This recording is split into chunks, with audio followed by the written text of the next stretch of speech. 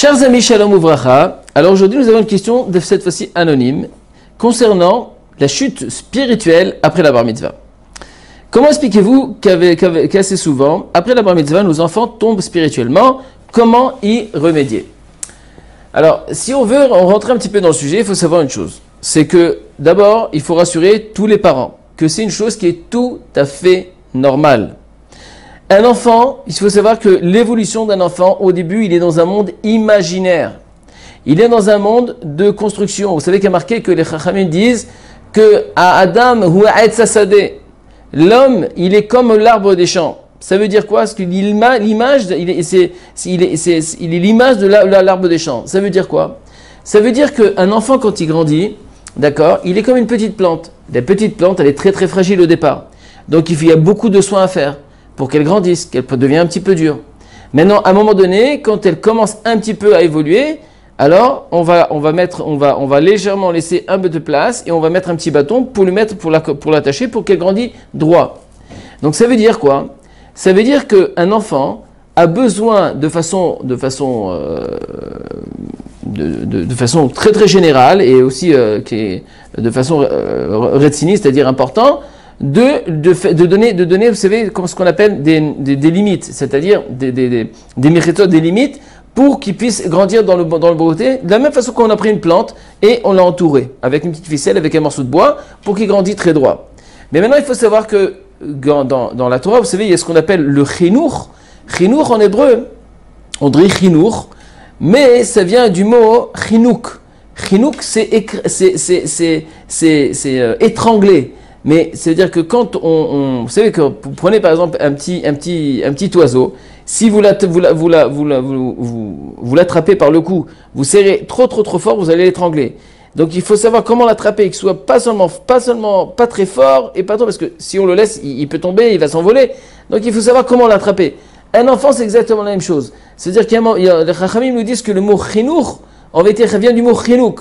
Mais pourquoi il est marqué chinour avec un chaf, rafouya, c'est-à-dire qui est au niveau de la prononciation, c'est pas comme la chnok, mais la chnoch, les chaner, les chinour, ça vient, c'est-à-dire que c'est écrasé, mais de façon avec beaucoup de souplesse.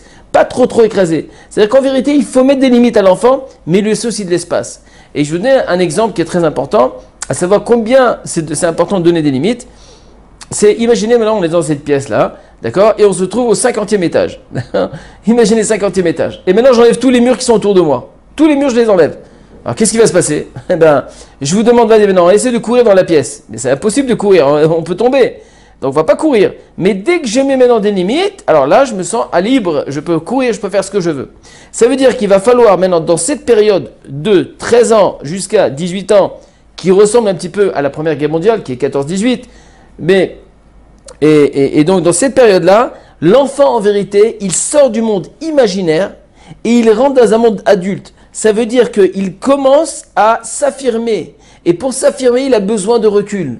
Donc c'est tout à fait normal quand on voit un enfant qui après une bar mitzvah, il est un peu maintenant, il y a maintenant le Yetzerara, le Yetzeratov, il y a le Yetzerara, il est en plein balagan maintenant, donc il est un peu, et il a besoin de s'affirmer, mais pour s'affirmer, il a besoin de devenir lui-même. Et pour devenir lui-même, il est en train de créer un certain déclic qui s'appelle, cette notion qui s'appelle la volonté, c'est-à-dire vouloir personnellement. Et donc, pour essayer de construire cette personnalité, il a besoin de ce recul. Et vous savez, prenez une voiture par exemple, vous voulez avancer, eh ben, vous prenez la première vitesse, mais on ne peut pas toujours rouler à première vitesse, c'est trop lent, donc on est obligé de passer à la deuxième. Et à chaque fois qu'on passe de vitesse, qu'est-ce qui se passe? On a besoin d'un petit recul. Et ça, dans toute l'évolution, dans toute la vie, c'est comme ça. Pour vraiment d'avancer, donc prendre un petit recul, et hop, on reprend des lampes pour avancer. Mais là, c'est plus compliqué. C'est parce qu'un enfant, pendant cette période, il a besoin de se construire, il a besoin de s'affirmer et devenir lui-même. Et donc c'est un fait qui est tout à fait normal. La seule chose, c'est qu'il faut savoir comment gérer ça pour ne pas qu'il y ait trop de dégâts, pour lui laisser à la fois sa possibilité de s'épanouir, de devenir, de dire ce qu'il pense, etc., et de prendre en considération, de comprendre que c'est un homme qu'on a devant nous, c'est plus un enfant. On ne peut plus le considérer, viens ici, monte là-haut, revient en bas, etc., etc. Mais on doit savoir comment gérer cette situation, de laisser à la fois, de mettre des limites, chacun dans sa hashkafa, c'est-à-dire chacun dans les valeurs de chaque maison, de savoir il y a des limites que là, on ne dépasse pas les bornes, et de construire aussi une certaine confiance vis-à-vis de l'enfant. Ça veut dire de dire, voilà, mon fils, voilà, de telle heure à telle heure, voilà, tu peux pas sortir. Ou de telle heure à telle heure, il faut y aller. Et je dirais même que ce n'est pas,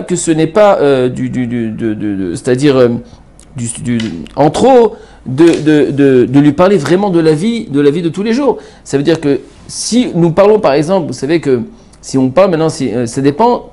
Encore une fois, ça dépend des familles. Il y a des familles où que là-bas on aura besoin, on peut parler très ouvertement de tous les sujets et lui dire, écoutez mon fils, il faut faire très attention. Dans la rue, il y a des problèmes, il y a des choses. On se promène pas avec tard le soir. Il y a des choses qui sont dangereuses et tout ça. Et d'en parler, ne pas en parler parce que c'est un grand garçon, d'accord. Et ne pas penser que si on en parle, alors on va rêver des choses parce que quoi qu'il arrive, il les connaît et il en a entendu parler. Et si on ne le fait pas nous, c'est les copains qui vont le faire. Donc, vaut mieux se réveiller un petit peu avant, de parler des choses sérieuses. C'est pas peine de faire des dessins, mais de parler de choses sérieuses concernant la vie, concernant le mariage, concernant beaucoup de choses. Bon, voilà, mon chéri, maintenant tu vas grandir, tu es en train de construire, maintenant tu veux devenir ton avenir. Et Besrat Hachem, tu es plus un petit garçon, maintenant tu es un jeune homme. Et un jeune homme, ça demande aussi d'avoir des responsabilités, etc., etc. Et lui donner des responsabilités. Et c'est avec ça, avec beaucoup de confiance et beaucoup d'amour, beaucoup d'écoute, surtout, alors là, on peut arriver à quelque chose. Et de valoriser nos enfants, de leur donner de la valeur. Tu es mon fils, tu vas réussir, je veux que tu réussisses, tu vas être bien, etc., etc. Et plus on va être on va valoriser nos enfants, et plus on verra des fruits. Maintenant, il ne faut pas croire à Botaï qu'une graine, elle ne pousse pas en un jour et en 2 jours. Un arbre, ça prend des fois beaucoup de temps jusqu'à qu'il donne ses fruits. Ce n'est pas en 2 minutes. Donc ça veut dire que même tout ce qu'on va s'investir, un beau jour, on va récupérer. Tout ce qui est investi. Et moins on va s'investir, moins on va récupérer. On ne pourra récupérer uniquement ce qu'on a investi. Donc, prenez du temps avec vos enfants. Et soyez là pour les écouter. Et Bezrat Hachem, avec tous ces conseils. Après, bien sûr, il y a marqué que Habe Hatalia, on a besoin aussi de la Siyata Dishmaya. Et n'oubliez jamais de prier à Kadosh Baruch Hu pour la réussite de vos enfants et bien sûr de leur épanouissement spirituel. À la prochaine fois.